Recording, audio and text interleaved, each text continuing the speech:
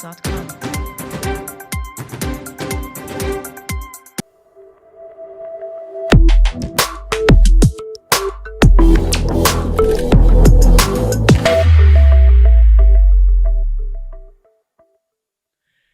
¿Qué tal? Muy buenas. Bienvenidos a la burbuja de Periodista Digital. ¿Dónde estabas entonces? Se preguntaba Manolo García, los de el último de la fila. ¿Dónde estaba usted hace 50 años? Quizás si es como yo, de edad, porque tenemos mucha audiencia joven, pues evidentemente no estaba en esta tierra. Pero a lo mejor sí, porque ustedes son más mayores o recuerdan dónde estaban sus padres, pero seguro que la fecha del 20 de diciembre de 1973 de alguna manera está marcada en los calendarios de la historia de España. 5 presidentes han sido asesinados en la historia de esta nuestra España y el último fue el almirante Luis Carrero Blanco, un hombre del que se ha hablado mucho, del que se ha comentado mucho, del que se han hecho documentales, películas, libros, pero que hoy en La Burbuja vamos a contar la verdad del asesinato de Carrero Blanco. Vamos a contar los detalles de quién fue el autor. Sabemos el material, pero quién fue el autor intelectual, por qué se asesinó a Carrero Blanco y qué consecuencias tuvo su asesinato. Hablaremos con expertos en la materia y de verdad que es un programa para no perderse. Si quieren desvelar secretos de la historia, quédense con nosotros. Pero antes de hablar de un presidente del gobierno víctima de los socios de Pedro Sánchez, tanto los socios globales, los socios fuera de nuestras fronteras, aquellos que dictan la política que lleva a cabo todavía hoy el gobierno de España 50 años después, como los autores materiales, la banda terrorista ETA, que hoy tiene su asiento, y no solo su asiento, sino tiene su voz y su voto para poder manejar a su antojo la deriva de España. Antes de todo esto, quiero comentarles 2 noticias muy rápidamente. Por un lado, hoy la intervención del presidente Pedro Sánchez ha comenzado en esa intervención que ha tenido y en esa comparecencia para hablarnos de la presidencia de España en la Unión Europea. Hoy Pedro Sánchez ha comentado, al principio de su intervención, que Vox y PP están censurando la cultura, que están cercenando derechos fundamentales y que son unos inquisidores. Bien, les voy a explicar toda la verdad acerca de lo que ha sucedido en Quintanar de la Orden, un pueblo en Toledo, un pueblo en el que, es verdad, gobierna el Partido Popular junto con Vox, el PP ostenta la alcaldía, el teniente de alcalde es de Vox, y evidentemente ha habido una decisión de que una obra muy concreta, en una localidad pequeñita, humilde de Toledo, pues en esa localidad se ha decidido que se deje de representar una obra. Una obra que nos han contado nuestras fuentes los motivos que han llevado a este gobierno a, bueno, pues de alguna manera cambiar y poner otro tipo de obras. O sea, no se ha censurado la cultura en general, no va a dejar de haber teatros en este pueblo, sino simplemente se ha decidido sustituir una obra por otra. ¿Por qué? Bueno, primero, la decisión ha sido del Partido Popular. Esto hay que dejarlo claro. La representante, la concejal de Cultura, la que lleva el área de Cultura, es una concejal del Partido Popular y es el PP el que ha tomado la decisión. En este caso no ha sido Vox. Y el PP la ha tomado no porque unos señores salgan en calzoncillos, que este es el gran titular que nuestro presidente quiere verter contra todos los españoles y seguir infundiendo bulos y seguir intoxicando de la manera que él lo hace. No, no. Ha sido porque realmente, primero, este espectáculo no lo veía prácticamente nadie, no era de interés para el pueblo, o así lo ha considerado su concejala de Cultura, y por otro lado, pues es verdad que podía llevar a escándalo en una localidad concreta de Toledo. Tenemos que tener en cuenta que Madrid no es el mundo, que el ombliguismo de Madrid no nos puede llevar a ejercer que lo que en Madrid sea algo positivo o algo normalizado, lo pueda ser en un pueblo de Toledo, en un pueblo de Santander o en un pueblo de la Comunidad Valenciana. Entonces ha sido una decisión que no ha sido en contra de la cultura, no ha sido en contra de los derechos humanos, sino ha sido simplemente porque estos miembros de la cultura no le convenían al pueblo y, por lo tanto, se ha tomado esa decisión. Punto. No hay que dar más vueltas. Yo, evidentemente, dicen, ¡ay, es que se escandalizan por ver a alguien en calzoncillos! Vamos a ver. Yo no tengo nada en contra de la gente que va en calzoncillos. Yo voy en calzoncillos. Yo duermo en calzoncillos. Aunque no se lo crean. Pero no salgo en este programa en calzoncillos. ¿Entienden el concepto? ¿Entienden el cambio? ¿Entiende la izquierda que no se puede estar en calzoncillos todo el día? ¿Entiende la izquierda que lo que uno hace en su ámbito privado no tiene por qué ser representado en el ámbito público? Yo voy al servicio, voy al váter y cago en la vida privada, pero no lo formo en una obra de teatro, lo escenifico y encima pido una subvención por ello. No. Yo mis actos en el baño los hago yo para mí, pero no hago extensible la invitación a que vean ustedes cómo yo hago mis necesidades en el baño, porque sería muy desagradable. Y encima pido subvención. Así que se acabó eso. Lo que se ha hecho en esta localidad de Toledo es plantear una alternativa, plantear otro tipo de obra de teatro que en breve les informaremos de cuál será. Pero ya está, no busquen tres pies al gato. ¿De acuerdo? La izquierda yo sé que ama lo grotesco y ama, no sé, el exhibicionismo por encima de lo cultural. Ama, pues eso, la pedorreta, el caca culo pedopis, el pezón y ese tipo de cosas. ¿Le gusta a la izquierda? Le ha gustado históricamente. Pues no. Se puede plantear una alternativa cultural, se lo aseguro. Y la segunda noticia, tenemos indicios, se lo garantizo, indicios muy bien fundados, de que los problemas de cercanías que está habiendo en la Comunidad de Madrid por culpa del gobierno central son trenes que vienen defectuosos de una localidad concreta. Les pregunto, ¿de qué localidad puede ser? ¿De qué localidad pueden venir esos trenes? Recuerden de dónde es el ministro de Transportes que padecemos. Recuerden de dónde fue alcalde el ministro de Transportes, antes llamado de Fomento, que padecemos. Óscar Puente. De Valladolid, bingo, evidentemente. De Valladolid vienen los trenes defectuosos. No se están haciendo las revisiones en Valladolid de esos trenes que deberían tener para no descarrilar. ¿Qué está pasando con los trenes, Óscar Puente? ¿Eres tú el responsable? Decía Óscar Puente en un corrillo, entre risas. Uy, pues lo estará saboteando la Comunidad de Madrid. ¿Se creerá el ladrón que son todos de su condición?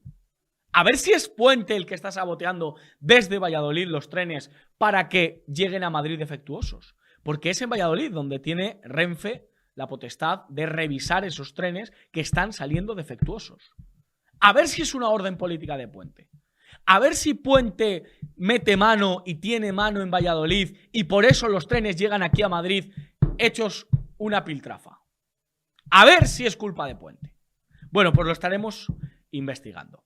Pero vamos a entrar en materia, vamos a hablar de este 50 aniversario del asesinato del presidente del gobierno, el almirante Luis Carrero Blanco, y vamos a hablar con una persona que ha escrito sobre ello, que sabe mucho sobre ello y que nos va, de verdad, a arrojar muchísima luz sobre esta cuestión. Él es José María Manrique, coronel. Manrique, ¿qué tal? ¿Cómo está usted? Muy bien, gracias, buenas tardes. Encantado de acceder al espacio. Si yo le digo el nombre de Luis Carrero Blanco, ¿qué se le viene a la cabeza? Bueno, y más este día o estos días un poco todo, pero ¿qué hacía usted hace 50 años? A mí me viene a la memoria, quizá la primera vez que recuerdo es el día de su asesinato, y ese día salí destinado yo al Sáhara, era teniente entonces.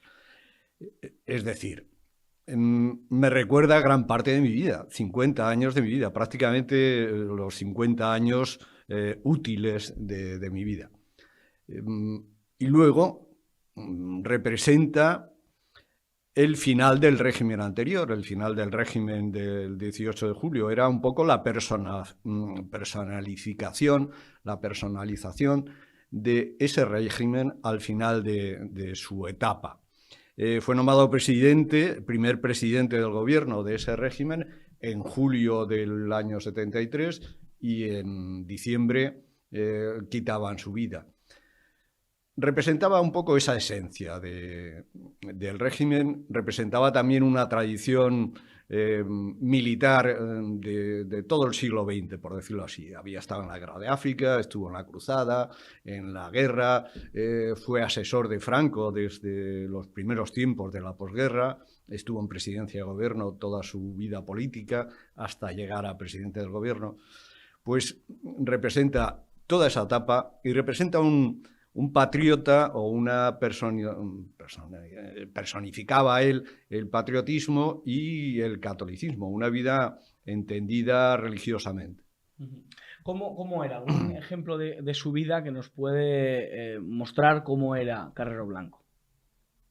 Se pueden elegir varios. Quizá el que más ha circulado comercialmente es el que recogieron, o sea que es cierto, que arreglaba los bolígrafos Bic con cinta aislante y que pagaba el café que mandaba a traer, y que era una persona muy responsable de sus actos, muy ahorrador y muy serio dentro de lo posible. Además de ser muy culto y tener aficiones, hemos hablado de cultura hace un momento, hace un momento de cultura, escribió varios libros, importantes libros, y dibujaba muy bien. Tenía, no solo dibujaba, pintaba, pero tenía unos dibujos, una facilidad de dibujo muy buena. ¿Nos puede narrar, para el que no lo sepa, cómo fue el asesinato de Carrero Blanco, cómo se produjo, grandes pinceladas de cómo fue su asesinato? En todos estos grandes temas, una cosa es la versión oficial y otra cosa es la realidad. La realidad será difícil saberla con precisión porque normalmente no se escriben los crímenes, las órdenes de proceder, las órdenes de ejecución de los crímenes, ni seguramente en la mayoría de ellos se hace la obligada investigación policial posterior, pericial, de todo tipo. Según el libro que escribió ETA, o que mandó escribir ETA, una vez que ella llega al conocimiento de las costumbres, de los itinerarios y de un posible sitio para hacer un túnel y poner una bomba, excava, alquila en ese túnel, que le han dado misteriosamente esa información, que no se sabe quién, y era un bajo, un semisótano, lindante con la vivienda de portero de esa casa de Claudio Coello 104, y durante casi un mes perforan la pared maestra, el muro maestro exterior de ese sótano para luego continuar hasta el centro de la calle prácticamente y prolongarlo un poco en la dirección del tráfico al objeto de, en ese túnel, al final de ese túnel, colocar los explosivos, dinamita que habían robado y hacerlo detonar al paso del coche oficial. Carrero iba a misa casi todos los días o todos los días a la iglesia de los jesuitas. Él vivía apenas 100 metros más del sitio de su muerte y eso es lo que supuestamente se hace. Un etarra tienden un cable la mañana mismo del magnicidio desde la esquina que da a Diego de León por las fachadas hasta el túnel, hasta la carga, hasta el detonador de la carga, y desde la esquina esa de Diego de León, subido en una escalera como si fuera un empleado de electricidad o de alguna empresa de servicios, acciona el interruptor y el coche vuela. Hasta ahí la versión oficial de la cual se puede desmenuzar. Efectivamente, ETA parece fuera de toda duda que perforó el túnel, que puso explosivos y que intentó o dice que apretó a través de ese interruptor, de ese cable, y dio fuego a la carga. Otra cosa es que y es uno de los puntos que yo analizo como partiendo de mi conocimiento profesional de artillero y de haber hecho en su época en el Sáhara de desactivación de explosivos, entonces esas materias eran de ejército, no eran de policía. es prácticamente imposible, desde una esquina, en la misma dirección del vehículo, a 30 metros, apretar el interruptor precisamente cuando el vehículo, que se va desplazando despacio o deprisa, pasa encima del centro, su centro de gravedad del coche pasa encima de la carga. Y eso se puede decir así porque salió en vertical, no salió proyectado hacia adelante o hacia atrás. No, salió en vertical, además a una potencia considerable, que seguramente la dinamita que dijeron los etarras que habían puesto no fue la única causante de esa trayectoria vertical y tan elevada. Pero esa activación, esa espoleta, no pudo ser manual, no pudo ser a distancia, tuvo que ser con un mando de distancia, no con un cable, desde una posición de dominio perfecto de la trayectoria del vehículo y la situación de la carga para poder apretar con la predicción adecuada el disparador y que eso funcionara. Ese fue mecánicamente, aparentemente sencillo, el hacer un túnel, poner una carga, apretar y volar. Pero, claro, hay que ver el entorno. Eso está al lado de la Embajada de Estados Unidos. Aquellos días estaba Kissinger allí, en la víspera. Hay una Embajada de Italia al lado. Hay muchos centros oficiales. Radio Nacional está ahí. Es el centro de Madrid y el propio presidente vivía al lado. Es un entorno muy vigilado. No es lógico. El portero de esa casa era policía armada. El portero además recibía quejas de los ruidos de los vecinos. Olía los olores que esa perforación por debajo del suelo de la calzada se producía. Los etarras, si no me acuerdo bien, se hicieron pasar por escultores, ¿no? Por una especie de artistas, ¿no? Uno de los que alquilaron el semisótano dijo que era escultor para, bueno, disimular de alguna forma o tener la excusa formal de que se hacía ruido. Pero claro, eso, lo que parece aparentemente sencillo, hacer un agujero, poner una carga, apretar el botón, ni por la situación, el entorno, ni por la víctima es factible, decía Carrillo, el entonces jefe del Partido Comunista, que cualquiera que supiera la política y que hubiera mandado comandos al interior de España, sabía que moverse como se movieron los etarras durante un año por Madrid, robando armas al centinela de capitanía, robando en armerías, moviéndose con mucho descuido, con muy poca profesionalidad, no era factible. Que perforaran ese agujero sin atravesar ninguna tubería de conducción de agua, de gas, de electricidad, como lo hicieron. Porque luego cuando produce la explosión, esas tuberías se rompieron e inundaron el cráter.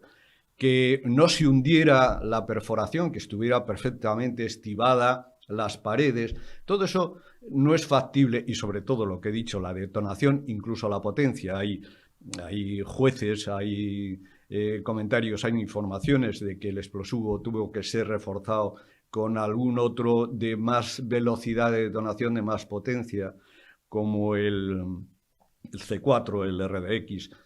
Todo eso es prácticamente imposible que lo hicieran los etarras, solo los etarras, y como dijeron que lo habían hecho, saliendo del día anterior, encendiendo desde la esquina y tal. Así fue. Por lo tanto, si los etarras no pudieron hacerlo solos, ¿de quién recibieron ayuda? Pues recibieron ayuda, una es reconocida porque alguien ya se molestó en poner pintadas dentro de ese simiosótano, poniendo ETA y dejando en sus pisos bastantes muestras. Una de ellas fue un número de teléfono en un empaque de medicinas que condujo hasta el escondite secreto y seguro del jefe del Partido Comunista en Interior. El Partido Comunista, no formalmente, pero sí a través de miembros evafores que habían pertenecido al Partido Comunista, facilitó muchos pisos francos, facilitó en cierta medida la logística. Pero eso no atañe a lo que es la mecánica de informar dónde hay un zulo, dónde hay un semisótano desde el que se puede poner una bomba en la calle. No es facilitar el que no se detenga a estos señores tan imprudentes que andaban haciendo robos en Capitanía y en las armerías, y que en muchas ocasiones hay testimonio de que se detuvo a la policía cuando iban a hacer entradas en sus casas porque los vecinos, porque las informaciones hacían sospechar de ellos. ¿Quién era ese? Desde luego, por omisión se puede decir que la policía, los servicios de policía y guardia civil, sobre todo de la policía, la Dirección General de Seguridad y los servicios secretos. Hay constancia documental de muchos avisos, de muchas noticias que decían que se iba a atentar o bien contra Carrero o bien contra otras personas, que ETA estaba en Madrid, que ETA estaba haciendo cosas. Aparte de los servicios secretos que entonces fundamentalmente eran los del Alto Estado Mayor, el presidente del gobierno había creado unos en paralelo y en desarrollo, apenas nacidos en base a la Organización Contrasubversiva Nacional. Era un poco más contra la guerra subversiva, no contra el conjunto de posibles amenazas de España. La Guardia Civil, aparte de esos servicios, esas cloacas que luego se ha dado en llamar, y esa policía, sin duda hubo una mano externa. Porque externa, quiero decir, externa a la política, a los organismos nacionales. La prueba de ello, quizá más importante, es que a quién beneficia, una vez estudiado el lugar del delito y el arma del crimen, los explosivos, la práctica policial consagrada por los tiempos es buscar a quién beneficia los hechos, y seguramente eso da luz. Pues los hechos, sin duda, beneficiaron a la política exterior norteamericana. España durante 40 años había estado renaciendo de sus cenizas. En aquel momento era la 9ª, la 10ª potencia industrial, tenía una economía muy saneada y una independencia que no conocía desde hacía 2 siglos. Yo repito, porque he oído desde siempre y he comprobado y he estudiado, que en el siglo XVIII y XIX España fue prácticamente un protectorado inglés. El embajador de Gran Bretaña imponía su ley. Esa dependencia interna y externa de España durante casi 2 siglos se había roto en los 40 del régimen anterior. Y aparentemente Franco, al nombrar a Carrero como presidente de gobierno y no hacer caso a las imposiciones o presiones que recibía de Estados Unidos de que abriera la mano política, creara 2 o 3 partidos, incluido el socialista, al nombrar un moderador tan importante como ese primer presidente del gobierno que iba a dar a su sucesión una estabilidad y una continuidad que no quería Estados Unidos, que a toda costa nos quería en la OTAN y sin pelear por los pactos bilaterales, que eran francamente deficitarios para nuestros intereses, que pasáramos de Gibraltar, de Ceuta, Melilla, de Canarias, pero sobre todo del Sáhara. Entonces, la prueba del algodón, y por acortar un poco la exposición, de a quién benefició, pues inmediatamente lo primero que se puede constatar es que en vida de Franco, un Franco enfermo, comatoso, hospitalizado, lo que quieran, a ratos, el príncipe firmó el tripartito, la cesión de la provincia número 53 a Marruecos, como quería Estados Unidos. Estados Unidos había querido, y lo había conseguido, que dejáramos Sirni, que dejáramos Guinea y que dejáramos el Sáhara a su más cuidado aliado, por decirlo así, en el Mediterráneo, Marruecos. Y lo consiguió. Y eso se consiguió en vida de Franco, que es una cosa como para mirarla despacio. Claro, y tuvo que ser asesinado Carrero para que os sucediese todo eso, porque Carrero se oponía a todo lo que después vino, a la entrada en la OTAN, a la Comunidad Económica Europea, la democracia, la transición. ¿De verdad la historia de España cambió tanto por el asesinato de Carrero? Yo creo que sí, y sobre todo cambió tan deprisa, porque no es que se opusiera con una cerrazón mental a... Bueno, España había hecho sus pactos con Estados Unidos, que era un remedio de la OTAN, éramos aliados con el que compartíamos bases y demás. Pero una cosa es esos pactos que se buscaba mejorar para nosotros, porque como decía Carrero, Estados Unidos ha resuelto su problema de bases, de logística, de apoyo, pero España no. Y otra cosa es que se perdiera la independencia nacional, se perdiera nuestra independencia económica, se cediera una parte del territorio, como era la provincia del Sáhara, o al menos no se obedeciera al mandato de la ONU, porque la ONU tenía una política subordinada a Estados Unidos, pero formalmente independiente, que decía que había que descolonizar las antiguas colonias. Entonces, el Sáhara, que sigue estando colonizado, en este caso ahora es la única colonia de África todavía bajo ocupación y sin cumplirse el mandato de la OTAN, lo que no quería Carrero era ese cambio ni tan rápido, pero sobre todo ni tan drástico. En el mercado común se estaba de alguna manera porque había un acuerdo preferencial, pero curiosamente cuando entramos de pleno derecho al mercado común perdimos puntos y perdimos capacidades con relación al acuerdo anterior. O sea, era un patriota además tradicional, católico, seguramente no hubiera permitido los rápidos cambios a la droga, a la perversión de costumbres, a la moral pública. Era un moderador que se quitó rápidamente del medio porque para todas esas cosas que convenían fundamentalmente a la política sajona era un obstáculo.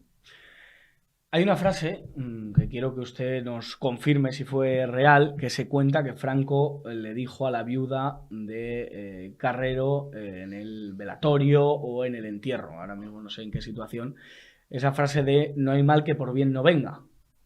¿Qué significa esa frase? ¿Por qué Franco se lo dice a la viuda? Pues habría que ponerse en su piel. Es de difícil interpretación, seguramente fue así, pero también hay que ver que es una frase dicha en un contexto de un trauma importante.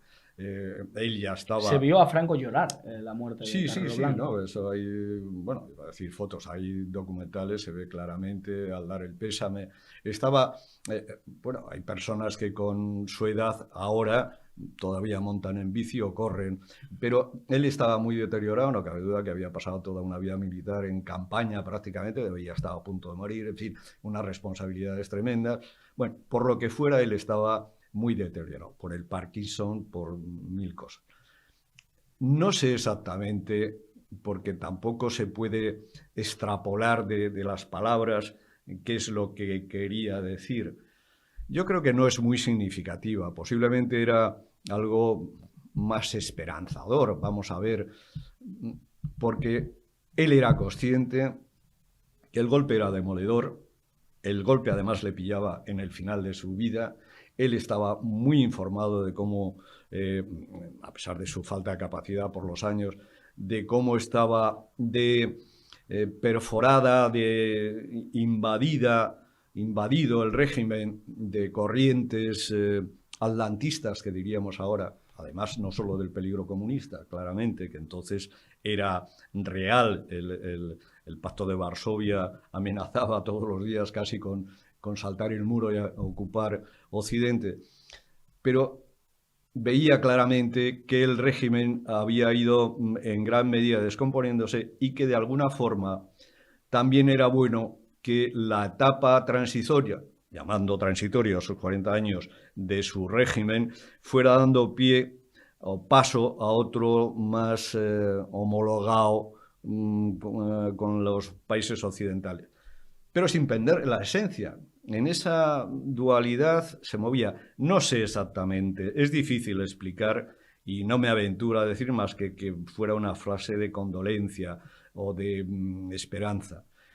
Dijo otra, que sí que está claro, que han sido los masones cuando se enteró del magnicidio. Y sin duda lo dijo, pues no por muletilla, sino porque sabía perfectamente que coordinar una acción, Stanley Pei, por decir a alguien, dijo que era el magnicidio era uno de los más complicados técnicamente de la historia reciente, y lo era. Y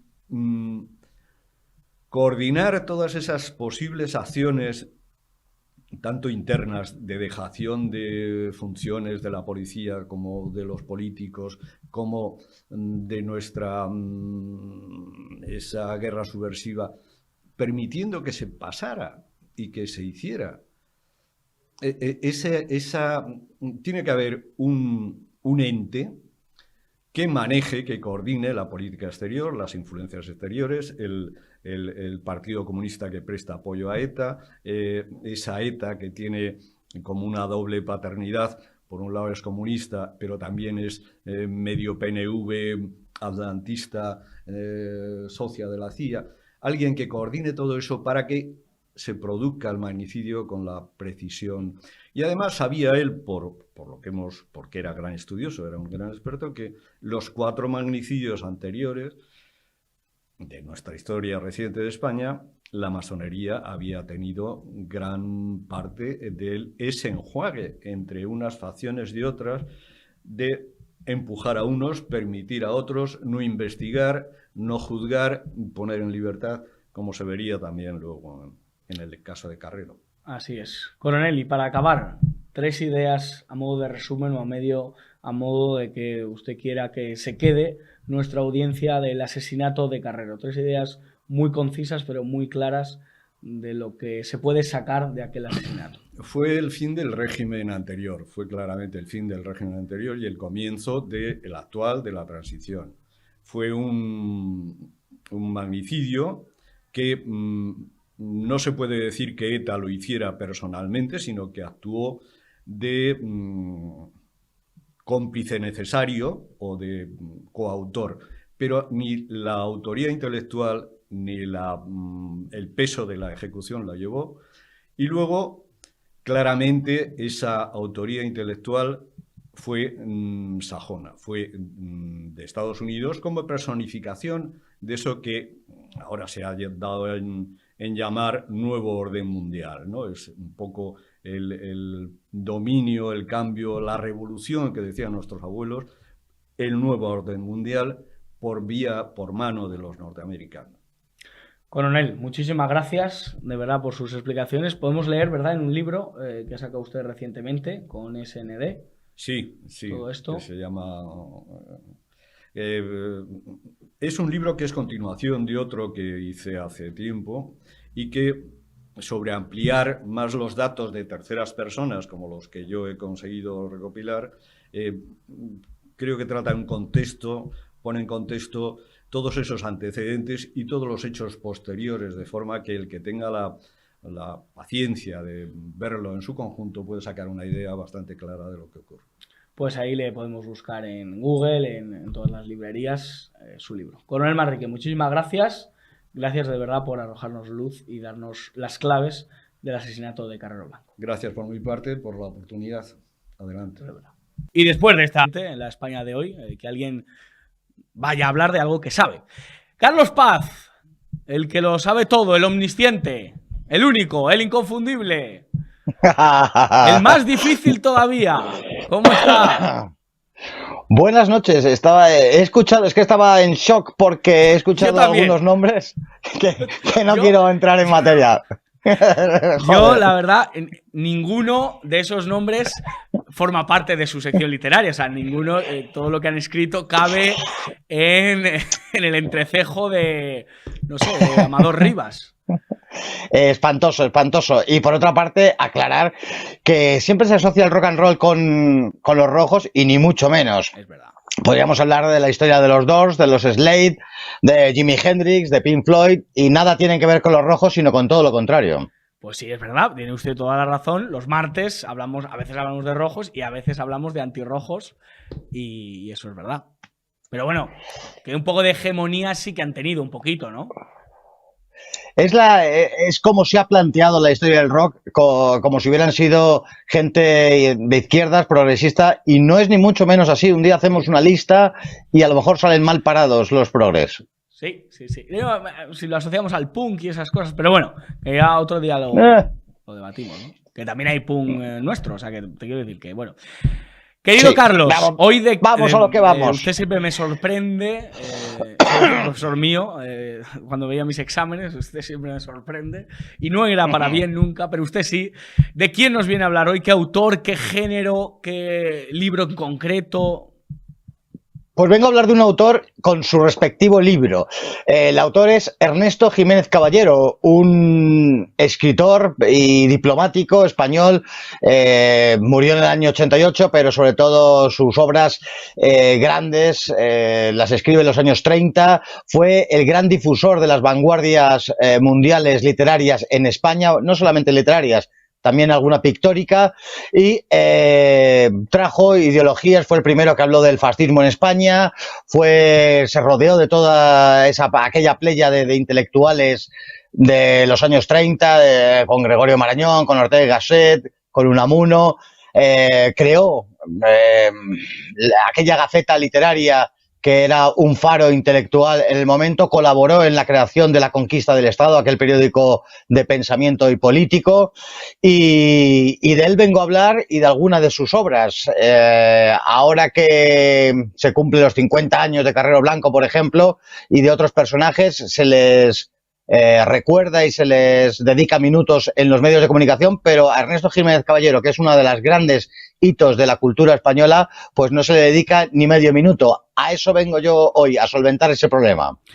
No le voy a preguntar si alguno de la lista de Pirata saben quién era Jiménez Caballero, no le voy a meter en ese compromiso, pero usted viene para que nuestra audiencia sí lo sepa. Vamos a ver, Jiménez Caballero, ya nos ha contado alguna de sus publicaciones, ¿se quiere centrar en algún libro en concreto? Sí, tiene varios libros interesantes. El Robinson literario, una sección que tenía dentro de esa gaceta literaria en donde se recogen bajo ese nombre artículos suyos. Escribió en los años 80 un libro bastante interesante que era Retrato de los españoles, pero sobre todo recomendar Genio de España, que es un libro que marca, en donde se marcan los hitos de la historia de España, se intenta bucear qué es España y si tiene solución. Pero vengo a traer un libro que es no sé si se ve con los reflejitos. Sí. Vamos a ver a pantalla completa. Sí, ahí está. Marta es una crack. Jiménez Caballero, Antología Falangista. Ahí le tenemos. Sí, lo que estoy viendo es que lo que estoy viendo es que me podía peinar. Pues este libro que acaba de salir escasamente hace 20 días, lo ha editado la editorial SND. Es una antología de textos de Jiménez Caballero, tiene 1040 páginas y se recoge también dentro de ellas ese genio de España. Por lo tanto, este es el libro de Ernesto Jiménez Caballero que recomiendo, y si alguien se quiere acercar a la obra, al pensamiento de Ernesto Jiménez Caballero, este es el idóneo. Nunca se habían recopilado sus textos, no es una obra completa, sería imposible hacer unas obras completas de Ernesto Jiménez Caballero, pero sí es una antología muy bien seleccionada. No he leído todo, por supuesto leí en su momento Genio de España y los libros que he mencionado antes, pero está muy bien estructurada la selección de artículos suyos. Es plenísimamente recomendable, de verdad. Pues nada, hemos recomendado al principio del programa un libro de SND sobre el magnicidio de Carrero Blanco y ahora pues acabamos recomendando, le vamos a pedir a Álvaro Romero, que nos dé algo, un alpiste, porque acabamos recomendando este libro de Ernesto Jiménez Caballero. Claro, 1040 páginas, esas obras prácticamente completas, esos escritos de él. No sé, ¿qué es lo que más va a sorprender al autor o qué es lo que más, al lector? ¿Qué es lo que más le va a llamar la atención? Pues, primeramente, como es un autor desconocido, la misión de este libro es dar a conocer la magnitud de la figura literaria y política, ideológica de Jiménez Caballero, que si bien se acercó al fascismo en los años 30, luego fue cambiando y es uno de los escritores para mí más representativos del lo que se va a encontrar es la recopilación de una persona que casi vivió 100 años, de los mejores textos suyos a lo largo desde esos años 20, él empieza a escribir en los años 20 hasta los años 80, y se va a encontrar un retrato de alguna manera del pensamiento español de esos 60 años, desde los años 20 a los años 80. Por tanto, entre esa selección que se ha llamado y que se ha denostado de escritores falangistas es fundamental, Jiménez Caballero. Trasciende el propio universo de los escritores de Falange. Él fue por libre, actuó de diplomático y fue trayendo ideologías o pensamientos, ideas de otros países. Estuvo en prácticamente toda Hispanoamérica, en Italia y en Alemania, por supuesto, y trasciende ese universo falangista. Es una quinta esencia, si se quiere, del pensamiento español, o por lo menos de lo que era España antes de que la ciscasen y la tirasen por el desagüe. Antes de que llamaran performance a los espectáculos y Circo Price al Circo Price. Carlos Paz, usted también va muy por libre y eso me gusta, por eso está usted aquí. Me cuenta un pajarito que va a venir usted el viernes también, le vamos a tener por aquí la semana, voy a tener que pagarle el doble sin trabajar, cosa que no me gusta, pero bueno. Siempre. Claro, efectivamente. Pues muchísimas gracias por esta recomendación. No sé si nos veremos, yo creo que no, claro, es Navidad este fin de semana, el lunes. Le deseo feliz Navidad. No sé si quiere mandar algo, sobre todo a las mujeres que le admiran, le ponen comentarios sobre la Navidad. ¿Algún sentido le quiere dar? No sé si usted es el Grinch, el abuelo de Dickens, no sé qué personaje es usted de la Navidad, o el Caganet, pero ahí tiene su cámara, por favor, mande un mensaje a la nación, como si el rey en Nochebuena se tratase. Pues decir tristemente y recordar que la Navidad es el nacimiento de Jesús de Nazaret. Lo digo porque ahora somos muy dados a felicitar el final del otoño, las fiestas o gilipolleces de esta índole. Se crea o no, la Navidad es eso, y es un tiempo de familia, de recogimiento, de dedicarlo a quienes los tenemos más próximos, y por lo tanto encomiendo aquí a todos que miren a quien tengan al lado y le dediquen un poco de tiempo, que con el trajín del año pues vamos mucho a lo nuestro y este tiempo es para pasarlo con los que más queremos. Por lo tanto, yo lo pasaré con muy poca gente. Qué bueno, le había quedado tan bonito y lo ha fastidiado al final, pero bueno, es que usted es así, le tenemos que querer así. Don Carlos Paz, muchísimas gracias, descanse estos días y vuelva con más libros. O sea, 2024 habrá libros de sobra todavía, porque ya un año de burbuja aquí en Periodista Digital, un año de libros. Empezamos esta andadura el 2 de enero. El 2 de enero intervine yo, lo hice desde la isla de Ibiza y quién sabe si a principios de enero le hago una conexión desde un sitio muy exótico que tengo pensado. No sé, la cocina de la vecina no es un sitio exótico, ya se lo aviso por si se le ocurren esas ideas. Si la vecina del tercero B va solo con el mandil, le aseguro que es muy exótico en mi caso. Don Carlos Paz, saludos a su vecina filipina y a toda su gente y a usted, porque de verdad que le doy muchas gracias, de verdad, por esta sección, porque enriquece el programa, de verdad que se lo digo. Se me ha caído algo. Pues feliz Navidad. Un abrazo muy fuerte. A leer a Jiménez Caballero estas Navidades. Un abrazo. Y a todos los autores que hemos recomendado aquí en Periodista Digital, aquí en La Burbuja. Gracias de verdad por estar con nosotros. Nosotros acabamos, mañana estaremos aquí, 10 de la noche. Pónganse la alarma pónganse la canción, no sé qué canción tiene usted de alarma, dicen o recomiendan ponerse de alarma una canción que no les guste, porque como pongan una que les guste, la van a empezar a desechar o le van a coger tirria, ¿no?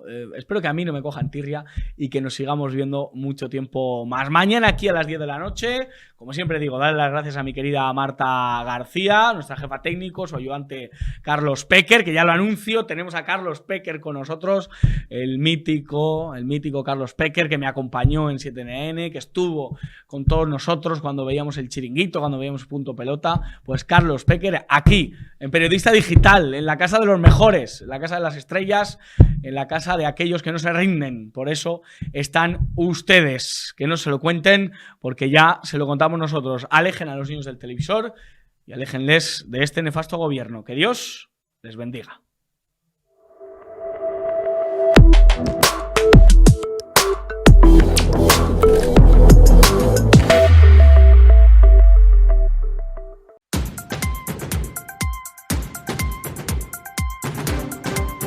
Jamendo.com